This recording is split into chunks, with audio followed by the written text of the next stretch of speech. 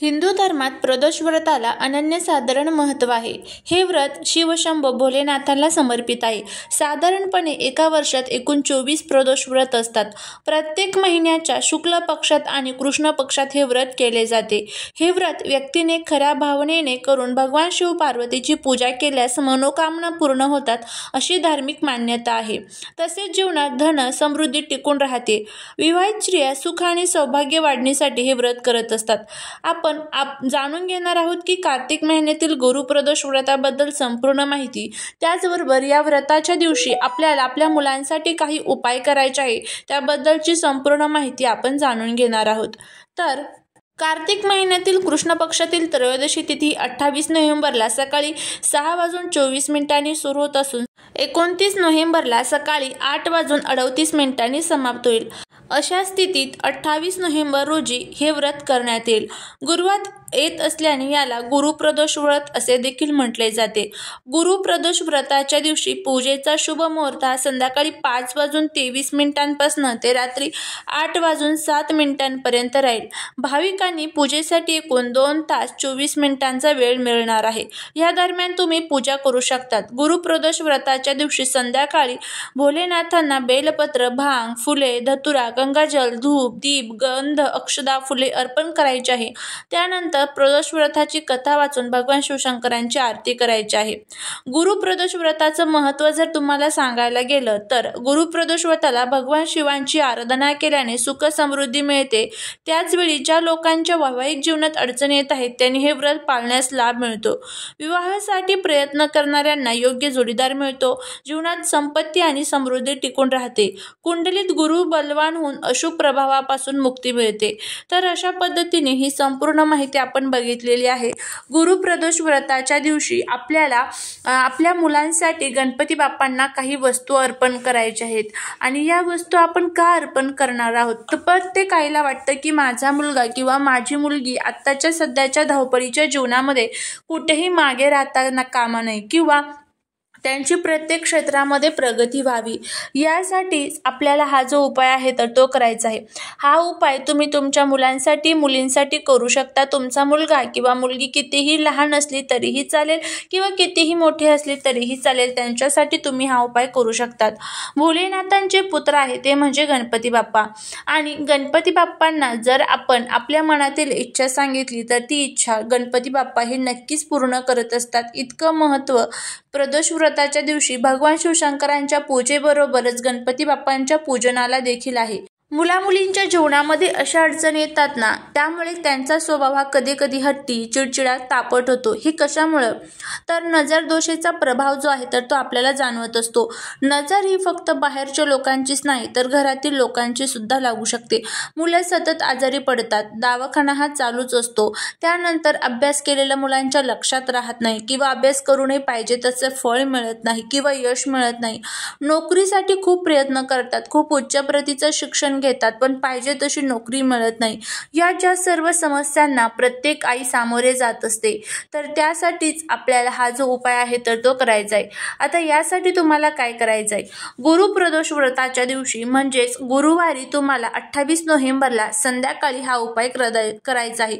प्रदोष काळामध्ये आपल्याला हा उपाय करायचा आहे. प्रदोष व्रताच्या दिवशी प्रदोष काळाला विशेष महत्त्व दिलं जातं. संध्याकाळी 5 ते 7च्या दरम्यानच हा उपाय आपल्याला करायचा आहे हे लक्षात ठेवा.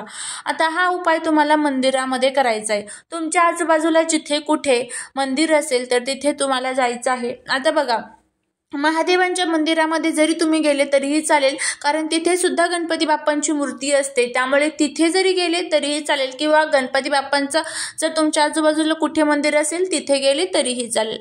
तर त्यानंतर तुम्हाला काय करायचं आहे, सर्वात प्रथम घरून जात असताना एक तांब्याभर पाणी घेऊन जायचं आहे.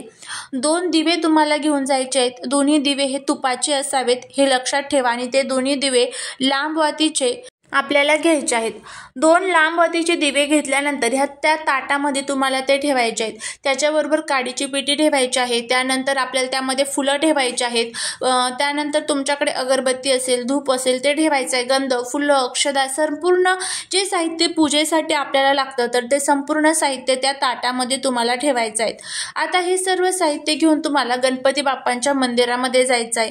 दुर्वा सुद्धा जर शक्य असेल तर दुर्वा सुद्धा तुम्ही घेऊ शकतात आणि नसेलच दुर्वा तर त्या स्किप केल्या तरी चालेल, पण असेल तर आवर्जून घ्या। 21 दुर्वा तुम्ही घेऊ शकता।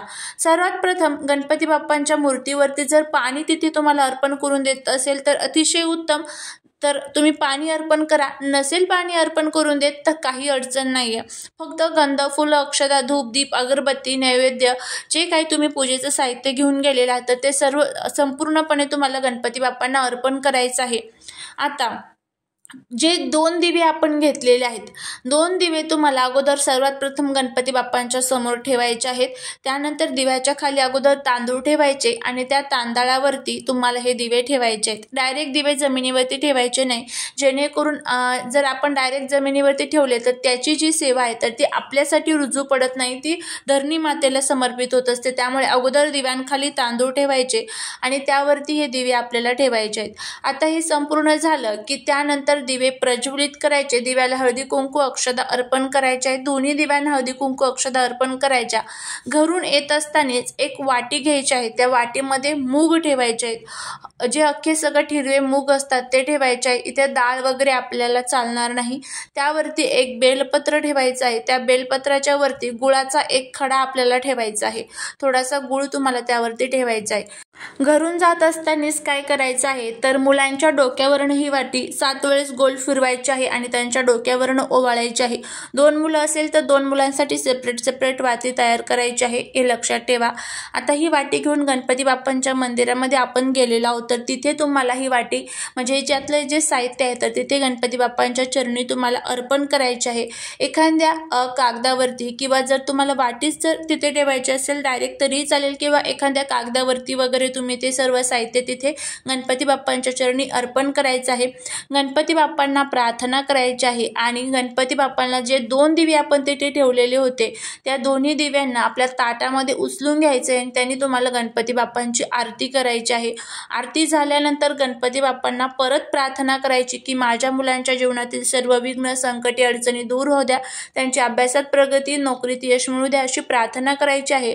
त्यानंतर तिथे बसून तुम्हाला एकदा गणपती अथर्व शीर्षमचं पठण करायचं आहे। तर अशा पद्धतीने आपल्याला हा उपाय करायचा आहे। त्यानंतर घरी यायचं। घरी येत असताना परत मागे वळून बघायचं नाही, सरळ घरी यायचं। घरी येत असताना कोणासोबतही बोलायचं नाही, कितीही जवळचा व्यक्ती असू द्या त्यांनी जरी तुम्हाला आवाज दिला तरीही तुम्हाला त्याच्यासोबत बोलायचं नाही। घरी यायचं, हातपाय स्वच्छ धुवायचे आणि त्यानंतर तुमचं रोजचं जे काही काम असेल तर ते तुम्ही करू शकता। उपाय करून येत असताना चुकूनही कोणासोबत बोलायचं नाही किंवा मागे वळून बघायचं नाही। तर अशा पद्धतीने आपल्याला हा जो उपाय आहे तर तो करायचा आहे। तर तो तुम्ही उपाय करून बघा, नक्कीच तुम्हाला त्याचा फायदा होईल। चालेली सेवाही महाराजांच्या चरणी रुजू करते। व्हिडिओ जर आवडला असेल तर लाईक, शेअर आणि सबस्क्राईब करायला विसरू नका। भेटूया पुढच्या एका छानशा नवीन व्हिडिओसोबत, एका नवीन माहितीसोबत। श्री स्वामी समर्थ।